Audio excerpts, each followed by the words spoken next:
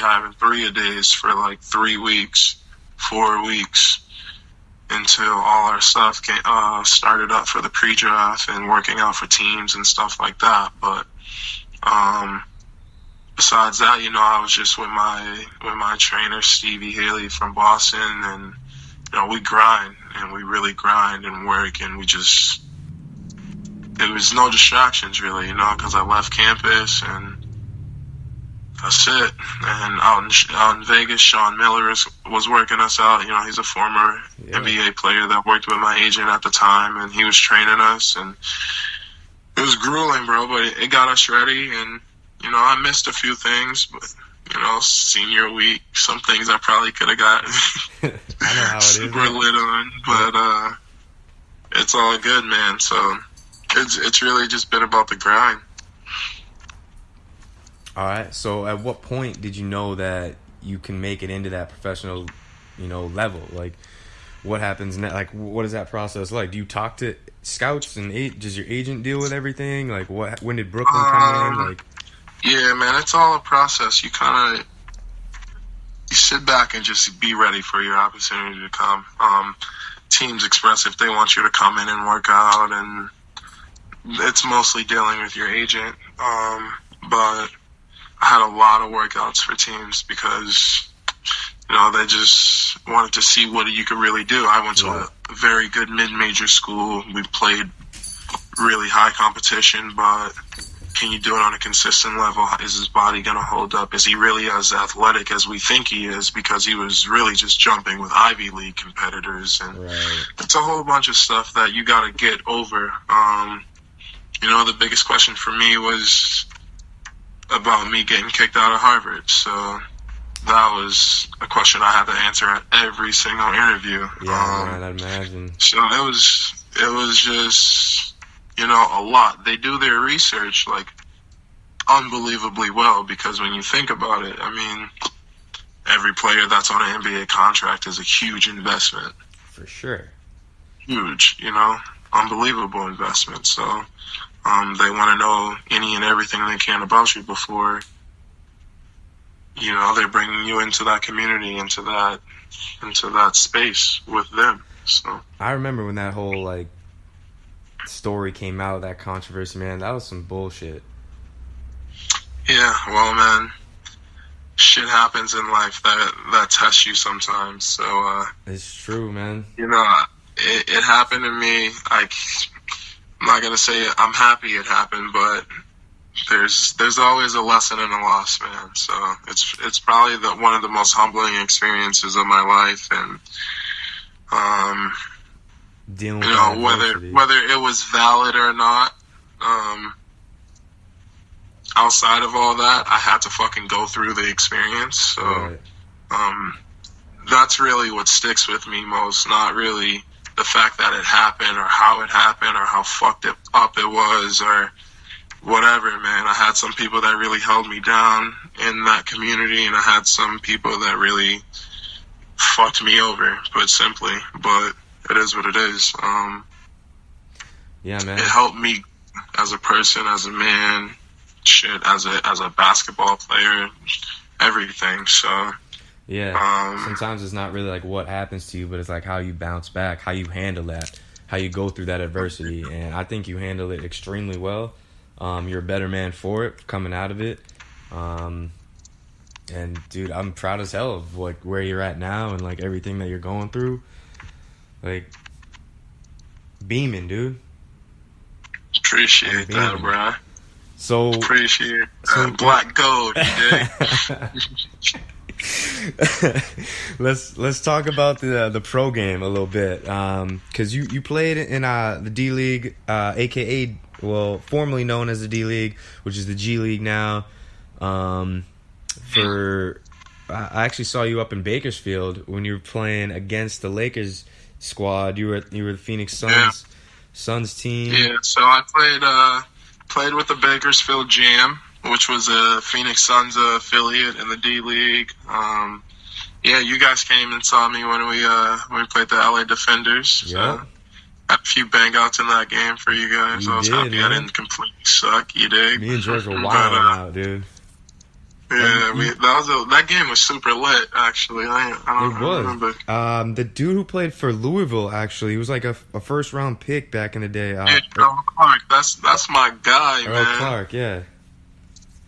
Well, that's my guy. Yeah, he's a killer, man. He could hoop. He could hoop. Seriously, man. He was beasting. Yeah. So you play in the D League for a couple seasons, and then you hop over. My first year, I played in summer league with Brooklyn Nets, and then I ended up going overseas. I played in Slovenia. Yep. And that was lit. Great experience. Then my second year, Phoenix brought me straight to training camp. And I was I was the second to last wave of guys to get cut. So it was two of us that got cut, and then they cut one more, and then that was a team. So, it was close, but just a grind. So they asked me to play on their D League team. So that was the year I played in Bakersfield, and then last year I went back to Eastern Europe and played. Left halfway through the season, ended up in Israel, and then went to Hong Kong this summer. So I've been around, man. You've been around, man. Little journeyman. And yeah. Here you are. I'm on that nomad life, you dig? I dig it, for real. Yeah. I dig it. But you're gaining a bunch of experience, man. That. Yeah, man. It's a beautiful world. It really is. Once you open your mind up, you just kind of accept different cultures. You get to live in different cultures and really experience it, man. You're all the way across the world. You got your own apartment, car, and just immersed in a different culture. There's its pros and cons, but if you just embrace it, I really think it's just a lot of life-changing experiences. And I could go on for days and days about different moments and places and things that just stick out to me about all the places I've been in the world, man. So I'm sure you can. Give me one. Give me something. Man, after the season in the D League, I went on a tour of China for 2 months with it was an all-American team, and we went to China. And so, we went one place for 2 days, and then we were out, and we were just always on the move. But we went to this one town, really, really suburban town, just on the water. And I was walking one night, and just by myself, wanted some fresh air, wanted to kind of see my surroundings and stuff. And I see this shop, all wooden, handmade looking, big sculpted Buddhas and, all kinds of things in there. Right. So I walk in just because I thought it was interesting. And the owner comes out, and he didn't know a single word of English. And I didn't know what the fuck he was saying either, bro.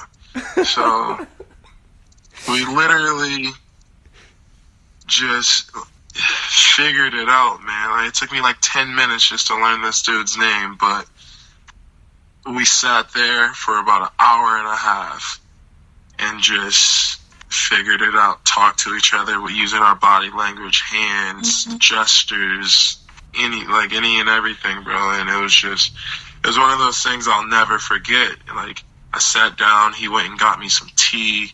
Damn. And we really just kind of talked. He brought out pictures of his family and showed me his house, and he was he explained to me that he worked there and he fished a lot, and he was just pointing to the water, kind of rowing and all kinds of stuff, man. And it was just one of those experiences, man, I'm really just kind of just being given a glimpse of this guy's world, but all the way across the world. I really have no idea how he lives, how he does this every day. This dude, I'm saying this dude is, I'm being generous, but he's, mid-60s. And we're just talking, I'm like, how is this dude so active? He had done pretty much 90% of the store like all the sculptures and stuff. Himself? It was all him. Damn. Yeah. And I'm just like, man, this is just a hell of an experience to have. You know, I have so many experiences like that. After one of the games there, different town, but I was walking through the town with one of the players on my team and the dancer, and one of these dudes just pull up to it. He drives by. There's not many people on the street, and he just hooks a U-turn. And I'm like, oh shit, the fuck is going on, yo? Yeah. And he stops like right next to us, rolls his window down. I'm like, bro, this can't be good. I'm like, nah, this motherfucker don't want this problem. Yeah. I'm in a communist country, dude. Like, whenever a car pulls a Yui like that and rolls up, that's never good. He pulls his window down though, and he's like, you eat, and I'm like, oh nah, we're looking for food right now, bro. Yeah, I'm trying to eat. So he's like, you follow me. So he drives like half a block down, man, walks into this restaurant. So we walk down, follow him, walk in with him, man. They spoke very broken English, but like they were more our age. Him, probably like 4 of his friends and his brother. And his brother owned the restaurant, man. We had like a 6-course meal. Just sat, got to know them, kind of, you know, just a really nice dinner with complete strangers, man. And it was just such a unique bonding awesome experience. bro. Yeah. Such a unique bonding experience. So interesting, man. Like, just being thrown into a remember my first, I was in Israel, man. I had Shabbat dinner with a family there, and like it was good. It was, you know what I mean? Unbelievable, bro. It was different, though. You know what I'm saying? Yeah. So, have you ever had anything like that before? So many experiences that you can really take hold of and cherish, and if it's a blessing, man. It's a blessing. If you look at it that way, you know. Yeah. I love where your mind's at. Where your mindset is just embracing the culture that you're in and the surroundings, man. Like, I'm sure you can go on for days with stories like that, and I love it, bro. For sure.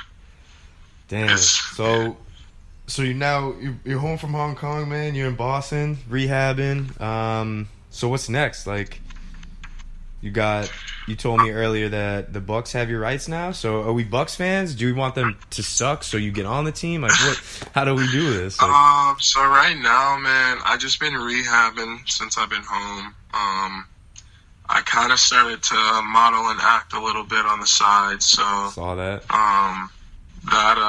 That's actually been really cool to kind of be able to just expand my horizons, start kind of post-career planning, and really just the first time I've ever had time to do it, to really kind of pursue a different passion that I have in life, really, ever. So it's been definitely an experience because, you know, to most of the world, I'm just a basketball player, but you have this like fashion mindset. Yeah, they're gonna find out. Don't worry about it. They definitely gonna find out. I love it, man. I love it. They're gonna find out, bro. Don't worry about it.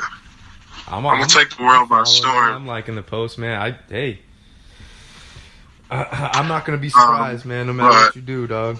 Like. So yeah, man. I've been really just kind of quietly pursuing other things while I'm rehabbing. I've been rehabbing a lot. It's been just me out here kind of just really head down, grinding, trying to get back to 100% health and open up other doors and opportunities and just keep expanding who I am as a person, expanding my brand, trying to make myself marketable. Like, I really just want to get to the point where I'm my own boss in life forever. So, it's a good spot to get to. My biggest thing is to just try to, you know, find my passions, pursue my passions, and make a living off of them. That I feel like I can really get out of life what life is meant to give you. So it's definitely a grind, but it's a beautiful struggle all at the same time, you know? That it is, man. Such is life.